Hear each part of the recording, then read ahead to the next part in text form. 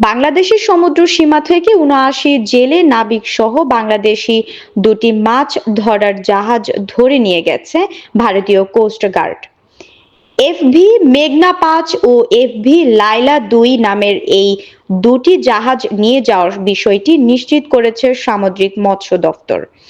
সোমবার বাংলাদেশের খুলনা অঞ্চলের সাগরে মাছ ধরার সময় বাংলাদেশের জলসীমা থেকে ৪২ জন সহ এফভি লায়লা ২ ও ৩৭ নাবিক সহ এফভি মেঘনা ৫কে ধরে নিয়ে যায় ভারতের কোস্টগার্ড। কর্মকর্তারা জানায়, জাহাজ দুটির মালিক পক্ষ চিঠি দিয়ে ঘটনাটি তাদের অবহিত করা হয়েছে। তবে কী কারণে ট্রলারগুলো নিয়ে যাওয়া হয়েছে তা এখন পর্যন্ত জানা যায়নি। নৌ পরিবহন অধিদপ্তরের মহাপরিচালক মাকসুদ আলম জানান, বিষয়টি সম্পর্কে তিনি জেনেছেন। বাংলাদেশ নৌ পরিবহন অধিদপ্তর থেকে দ্রুত ব্যবস্থা নেওয়া হবে।